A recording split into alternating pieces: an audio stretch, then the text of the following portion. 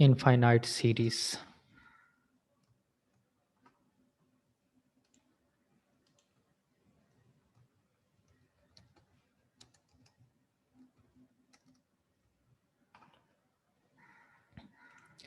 ये infinite series क्या होता है ये हम देखते हैं।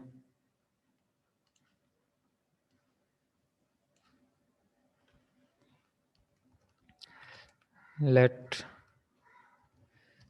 an be a sequence, an expression of the form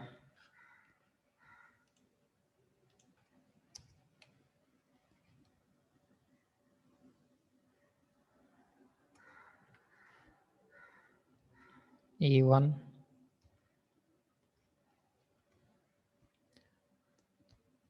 plus A2 plus A3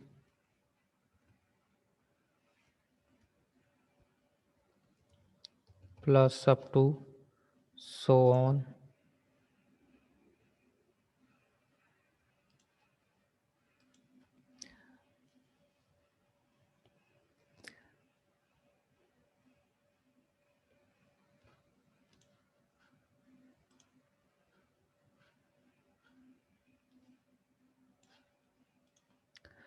containing infinitely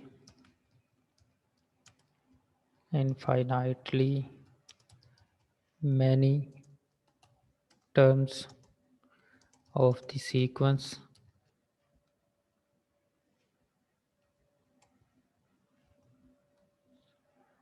an is called infinite series।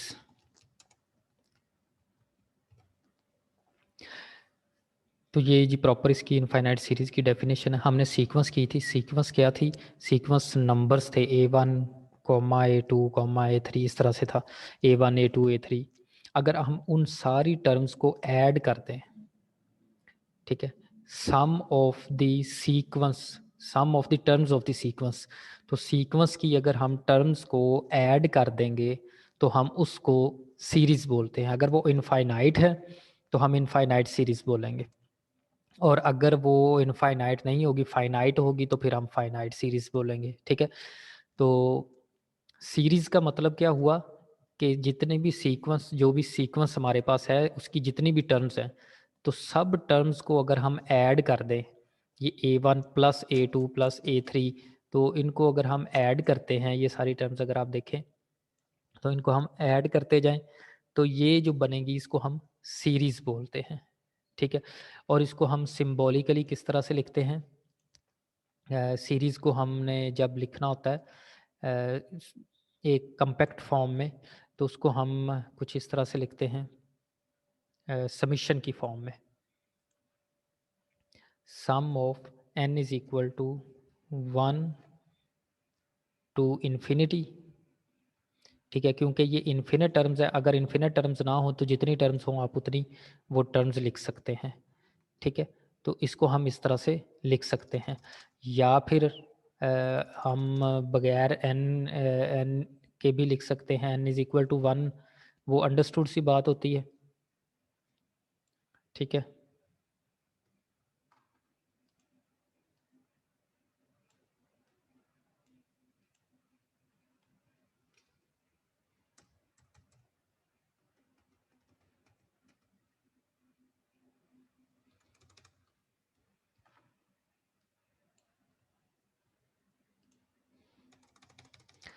या फिर हम इसको इस तरह से लिख सकते हैं कि यहाँ पर ये 1 टू इन्फिनिटी an लिखते हैं सिर्फ। तो समीशन सीरीज को हम ये तीनों तरीक़ों से लिख सकते हैं। एक तरीका ये है सीरीज लिखने का कि हम उसकी टर्म्स को ऐड करके लिख दें और इस सब को सम करके लिख इस तरह से लिख दें, या फिर हम इस तरह से लिख दें। तो ये सारी जो है वो सीरीज को सम करने का तरीका है। ठीक है, लिखने का तरीका है, राइट अप करने का इसको तरीका, हम सीरीज को लिखते कैसे हैं। उसके बाद आ जाता है कि sum of the series S N partial sum इसको कहते हैं। तो वो क्या होती है कि let S N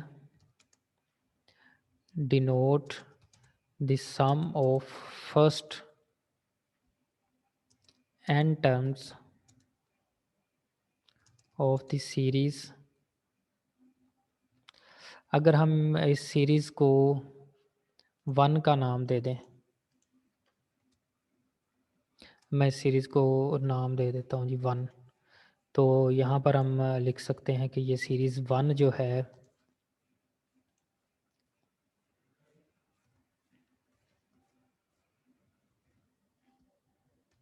then we can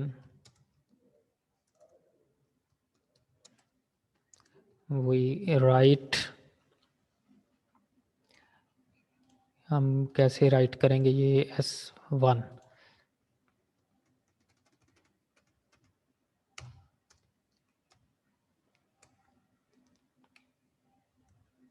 S1 is equal to ये फर्स्ट टर्म, ठीक है।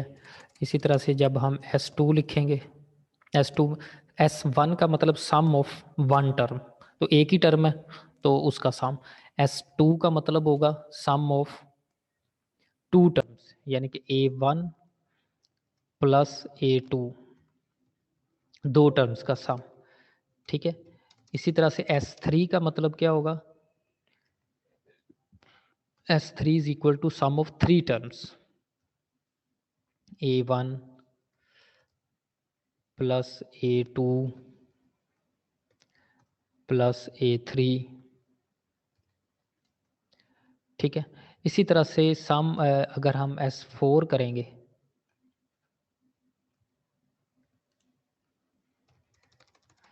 तो S4 का मतलब क्या होगा,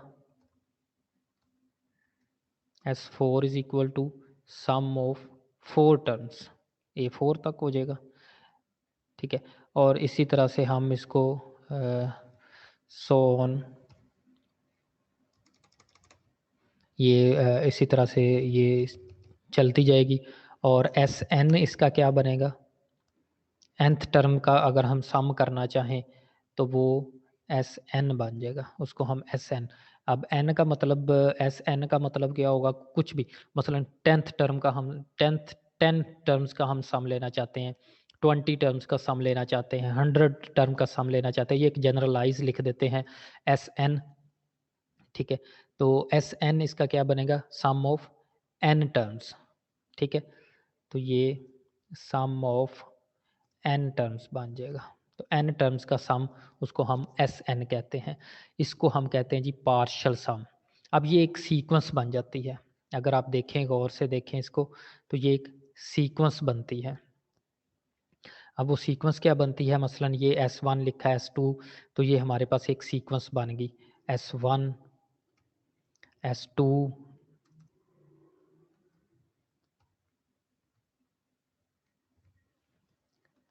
ठीक है, S3 जो हमने ये सारी टर्म्स लिखी हैं, इसी तरह से S4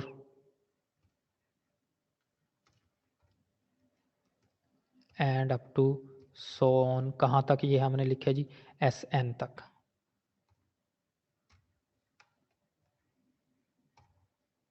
तो ये एक सीक्वेंस बन गई, Sn की सीक्वेंस बन गई, ठीक है। S1 S2 S3, और ये कौन सी है, पार्शियल सम की सीक्वेंस ऑफ पार्शियल सम, ठीक है। इसको हम क्या कहेंगे, इसको हम कहेंगे सीक्वेंस ऑफ पार्शियल सम,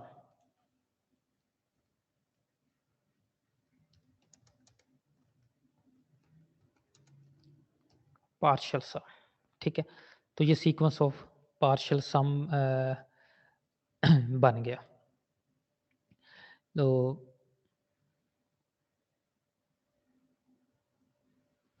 और Sn को हम कहेंगे सी, Sn is called the nth partial sum of the series, ठीक है। nth Sn, अब यहाँ पर ये लिख लें, Sn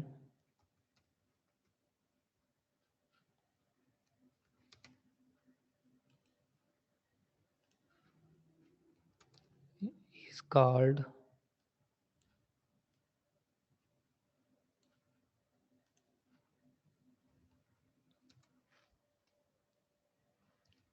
nth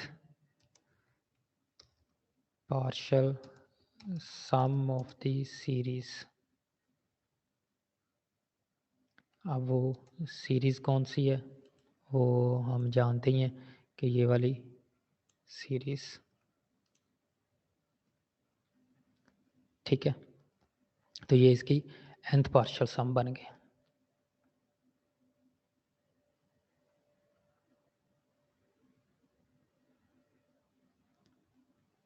क्लियर हो गया यहाँ तक? अच्छा जी, इसके बाद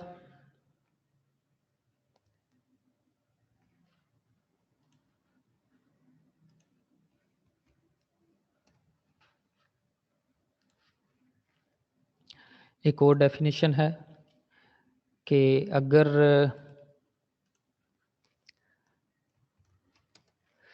late Sn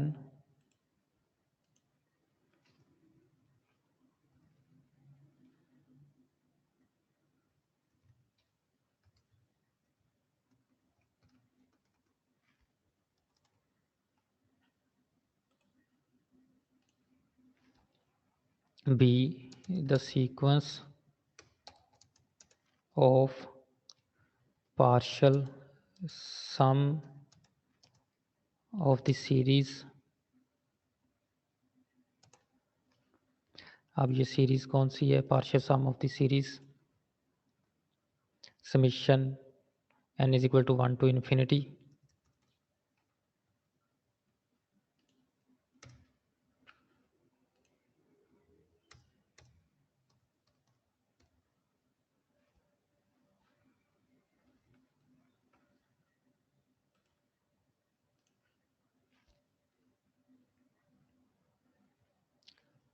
if the sequence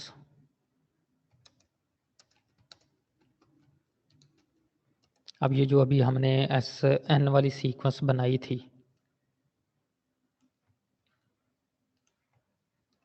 if the sequence Sn converges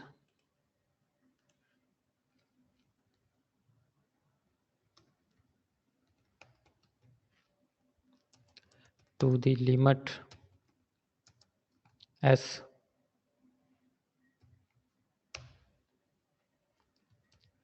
then ये जो सीरीज़ है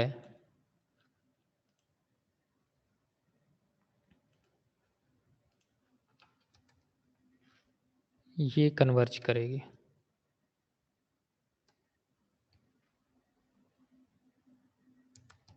And S is called the sum of the series। ठीक है।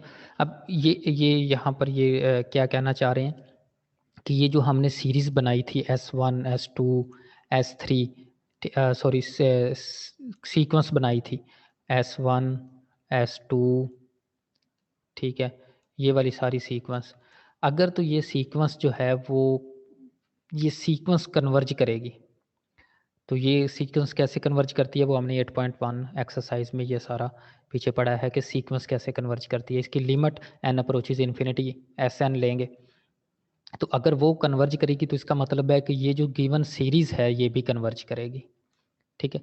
अगर Sn limit n approaches infinity Sn ये कन्वर्ज करेगी सीक्वेंस, तो जो सीरीज़ है सीरीज़ कौन सी है? Summation n is equal to 1 to infinity an, तो वो सीरीज़ भी कन्वर्ज करेगी।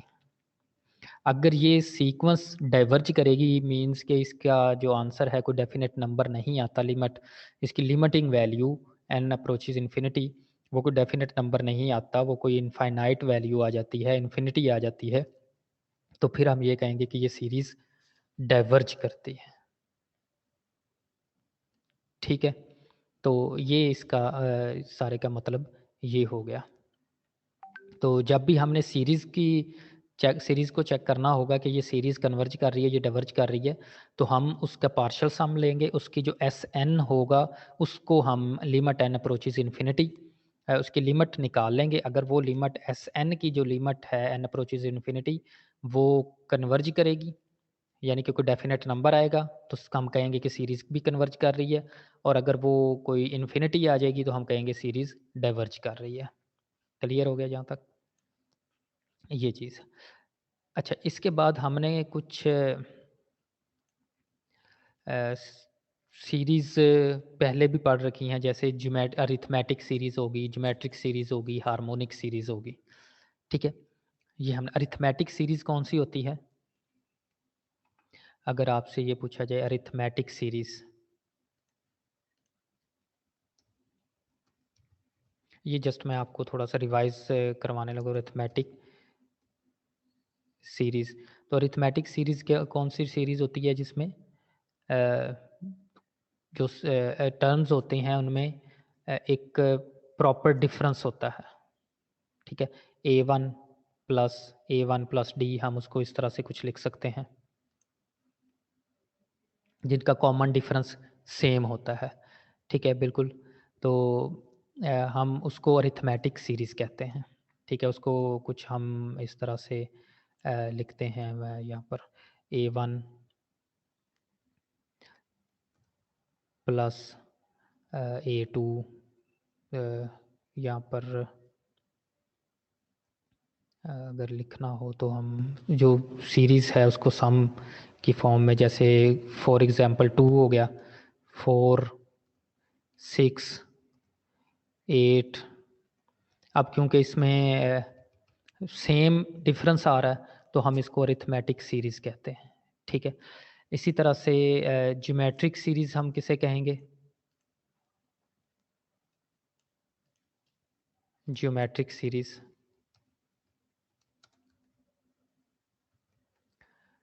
जिसमें रेशो कॉमन होती है। अरिथमेटिक सीरीज़ में डिफरेंस कॉमन होता है, और ज्योमेट्रिक सीरीज़ में रेशो कॉमन होती है। अब इसमें क्या हो सकता है, कौन सी टर्म्स आएंगी जी? 1 3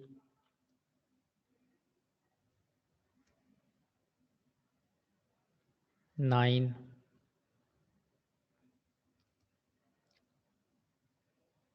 27 एंड सो ऑन। तो ये ज्योमेट्रिक सीरीज़ है। ठीक है? अब ज्योमेट्रिक सीरीज़ को हम किस तरह से लिख सकते हैं? अगर हम इन जर्नल लिखें ज्योमेट्रिक सीरीज़ को, तो हम कैसे लिखेंगे?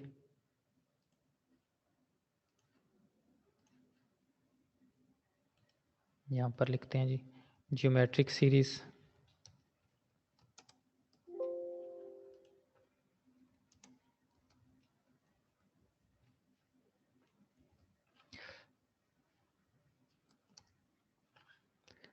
अब ज्योमेट्रिक सीरीज़ को हम कुछ इस तरह से लिख सकते हैं A1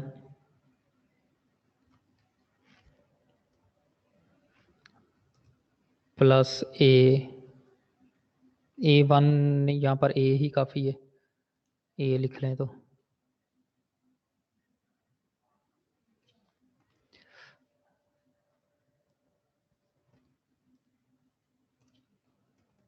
plus AR plus AR square plus AR cube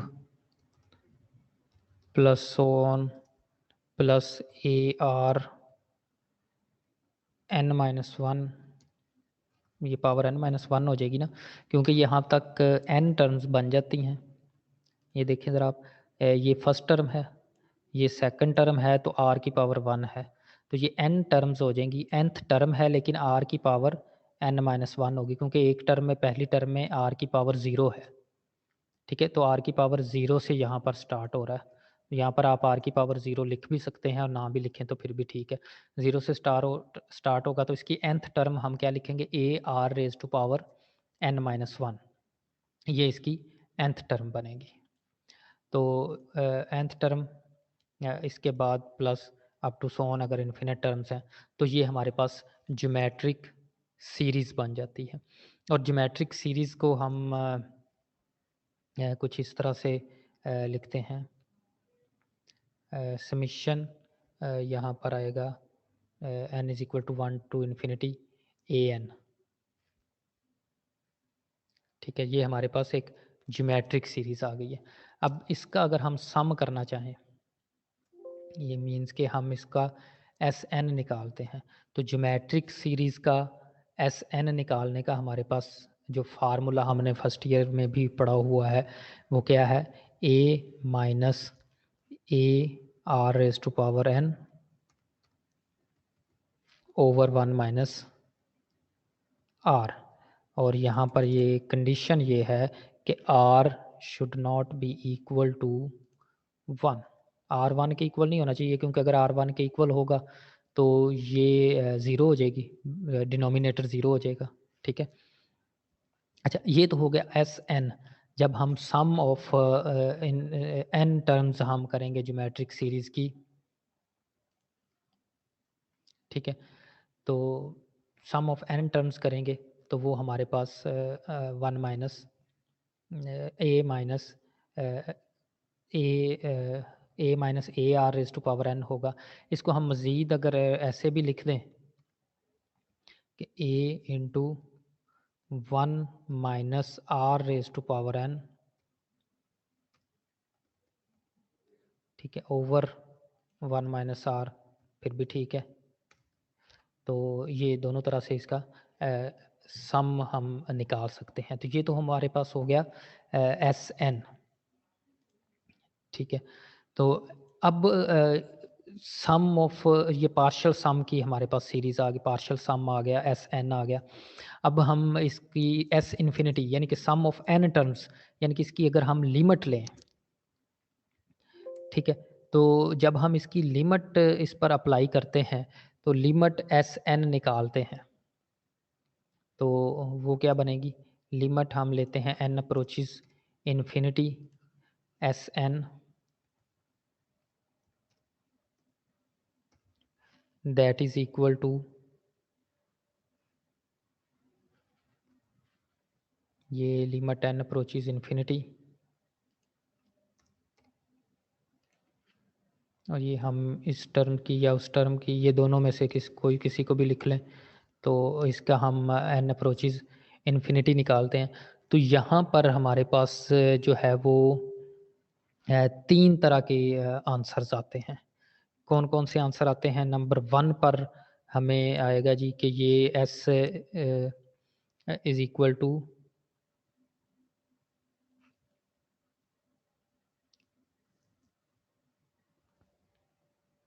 ये कन्वर्ज करेगा,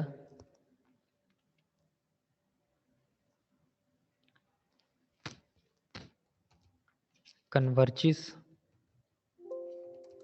अब कन्वर्ज करके ये इसकी लिमिट क्या बनेगी, या इसको हम एस इन्फिनिटी लिख लें,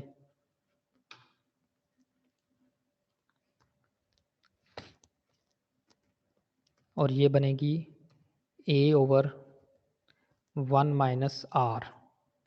और ये कब होगा, जब modulus value of r that is less than 1। ये आपने एफएससी में भी पढ़ा होगा कि एस एन की वैल्यू तो ये है, S infinity a over 1 minus r होता है, और कब होता है, जब आर मॉडुलस वैल्यूज़ की लेस देन 1 हो, या आप ये कह लें कि आर, इसको हम मज़ीद अगर एलेबोरेट करना चाहें तो हम कुछ इस तरह से इसको लिख सकते हैं कि -1 is less than r is less than 1। तो आर की वैल्यू -1 और +1 के दरमियान होगी। नंबर 2, ये डाइवर्ज करेगा, और डाइवर्ज कब करेगा, जब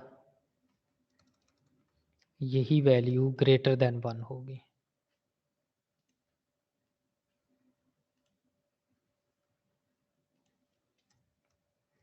ग्रेटर देन 1 होगी।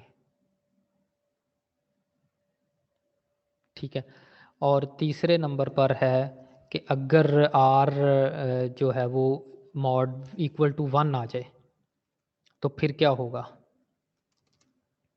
तो उसमें है कि इफ़ ये इक्वल 1 आ जाए, तो इक्वल 1 आने का मतलब है कि r की वैल्यू जो है वो या तो +1 होगी, ठीक है, या -1 होगी, ठीक है, या 1 के बराबर होगी या -1 के बराबर होगी। तो फिर जो सीरीज़ है वो कांस्टेंट हो जाएगी, ठीक है। तो सीरीज़ कांस्टेंट होने का मतलब है कि वो Sn जो बनेगा वो Na बनेगा, ठीक है। और जब हम इसकी लिमिट लेंगे, ठीक है, और इसी से फिर जो S इन्फिनिटी बनेगा या लिमिट आप ले लें इसकी, तो यहाँ पर लिमिट जो है Sn वो भी फिर इन्फिनिटी आएगी, यानी कि दोनों सूरतों में अनडिफाइंड आएगा।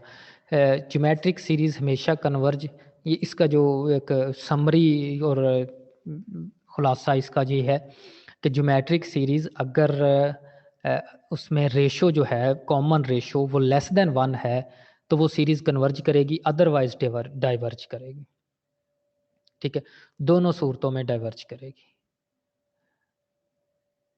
कन्वर्ज सिर्फ उसी सूरत में करेगी जब आर जो रेशो है कॉमन रेशो है वो -1 और 1 के दरमियान होगी। तो कॉमन रेशो जब भी -1 से 1 के दरमियान होगी तो ज्योमेट्रिक सीरीज कन्वर्ज करेगी, अदरवाइज ये डाइवर्ज करेगी। क्लियर होगी ये बात।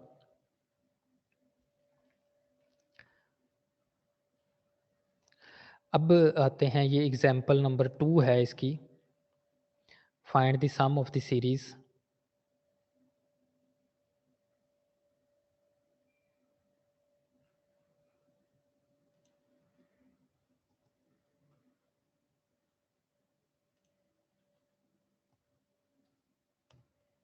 एग्जाम्पल 2 है,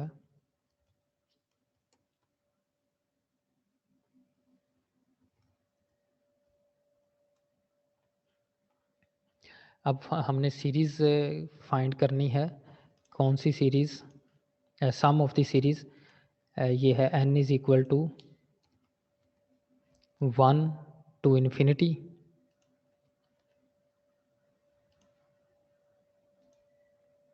an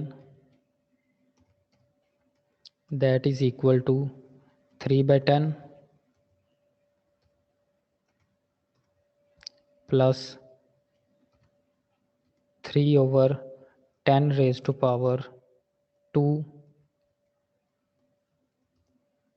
plus 3/10 raised to power 3 and so on। तो इसकी हमने ये, क्योंकि ज्योमेट्रिक सीरीज़ बन रही है तो सिंपली आप इसका Sn फाइंड करेंगे।